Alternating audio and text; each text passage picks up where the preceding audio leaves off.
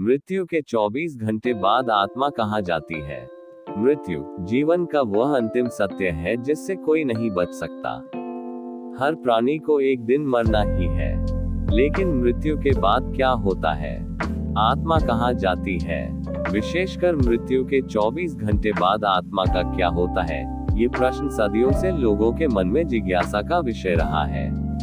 विभिन्न धार्मिक, आध्यात्मिक और शास्त्रीय मान्यताओं में इसका उत्तर अलग अलग रूपों में मिलता है। आत्मा क्या है? भारतीय दर्शन के अनुसार आत्मा शरीर से भिन्न एक शाश्वत अमर तत्व है। यह न कभी जन्म लेती है, न कभी मरती है। भगवद गीता में भगवान श्री कृष्ण अर्जुन से कहते हैं, न जायते म्रियते व कदाचित नायम भूत्वा भविता व न भूयः। अर्थात आत्मा न जन्म लेती है और न ही मरती है। मृत्यु के तुरंत बाद आत्मा की स्थिति, जब शरीर मृत होता है तो आत्मा उससे अलग हो जाती है। ये शरीर छोड़ने की प्रक्रिया प्राण, मन और बुद्धि के माध्यम से होती है। शरीर पंचमहाभूतों पृथ्वी, जल, अग्नि, वायु, आकाश में विलीन हो जाता है, पर आत्मा अपनी यात्रा शुरू करती है। मृत्यु के 24 घंटे के भीतर आत्मा का क्या होता है? पहले कुछ घंटे 0-6 घंटे। मृत्यु के तुरंत बाद आत्मा कुछ समय तक आसपास के वातावरण में ही रहती है। उसे अपने मृत्यु का बोध नहीं होता। वो भ्रमित रहती है जैसे कोई अचानक नींद से जागा हो। आत्मा अपने शरीर, अपने परिवार और अपने आसपास के लोगों को देख सकती है, लेकिन कुछ कर नहीं सकती। 6-12 घंटे के बीच धीरे धीरे आत्मा को ये समझ में आने लगता है कि अब वह शरीर में नहीं है। इस अवस्था को सूक्ष्म अवस्था कहते हैं। आत्मा अब एक सूक्ष्म शरीर में होती है, जो सिर्फ मानसिक और आध्यात्मिक रूप से कार्य करता है। यदि आत्मा में इच्छाएं, मोह या अधूरी कामनाएं हैं, तो वह उन्हें छोड़ नहीं पाती और भटक सकती है। 12-24 घंटे के भीतर यह आत्मा के लिए अत्यंत महत्वपूर्ण समय होता है। इस समय वह देवदूतों, यमदूतों या पितरों द्वारा अपने आगे की यात्रा के लिए बुला ली जाती है। धार्मिक मान्यताओं के अनुसार यमराज के दूत आत्मा को यमलोक की ओर ले जाते हैं, जहां उसका कर्मों के अनुसार मूल्यांकन होता है। हिंदू धर्म में मान्यता, हिंदू धर्म के ग्रंथों के अनुसार मृत्यु के बाद आत्मा की यात्रा इस प्रकार मानी जाती है। पहले 3 दिन आत्मा अपने पुराने शरीर और स्थान के आसपास ही मंडराती है। उसे अपने अंतिम संस्कार की प्रक्रिया भी अनुभव होती है।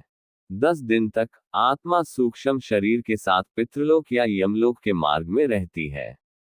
13वां दिन 13वीं संस्कार आत्मा को अंतिम विदाई दी जाती है ताकि वह अगले जीवन की ओर अग्रसर हो सके। 11वें और 12वें दिन धार्मिक अनुष्ठानों द्वारा आत्मा के पुराने बंधनों को तोड़ा जाता है और उसे मुक्ति या पुनर्जन्म की ओर भेजा जाता है। बौद्ध धर्म की दृष्टि से, बौद्ध मत के अनुसार मृत्यु के बाद आत्मा का कोई स्थायी अस्तित्व नहीं होता, लेकिन चेतना, कॉन्शियसनेस की एक तरंग अगली योनि की ओर अग्रसर होती है। बौद्ध धर्म कहता है कि मृत्यु के तुरंत बाद बर्दो अवस्था आती है, जो लगभग 49 दिनों तक चलती है, जिसमें आत्मा अगली जन्म की तैयारी में होती है। इस्लाम और ईसाई धर्म में मान्यता, इस्लाम मृत्यु के बाद आत्मा को बरज़ख नामक एक जगह ले जाया जाता है, जहां वह कयामत के दिन तक प्रतीक्षा करती है। ईसाई धर्म आत्मा मृत्यु के बाद परमेश्वर के न्याय का सामना करती है और फिर स्वर्ग या नरक जाती है। आधुनिक दृष्टिकोण, कुछ आधुनिक अध्यात्मवादी और पैरानॉर्मल विशेषज्ञ मानते हैं कि आत्मा मृत्यु के बाद ऊर्जा रूप में कुछ समय तक धरती पर रहती है। वैज्ञानिक रूप से इसे अभी सिद्ध नहीं किया जा सका है, पर हजारों नियर डेथ एक्सपीरियंसेस (NDE) की घटनाएं इस बात को संकेत देती हैं कि मृत्यु के बाद भी कुछ चेतना रहती है। क्यों करते हैं अंतिम संस्कार और श्राद्ध? भारतीय संस्कृति में आत्मा की शांति के लिए विशेष संस्कार किए जाते हैं।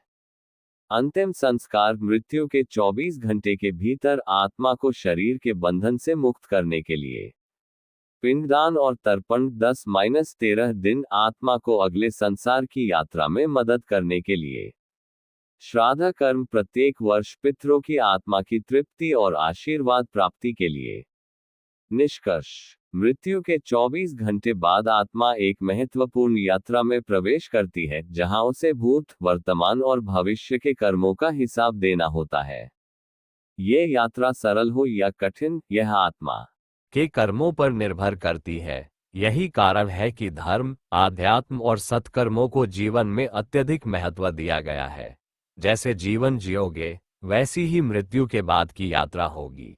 अगर आप चाहें तो मैं इस विषय पर एक छोटा पॉडकास्ट स्क्रिप्ट या कहानी रूप में भी समझा सकता हूँ।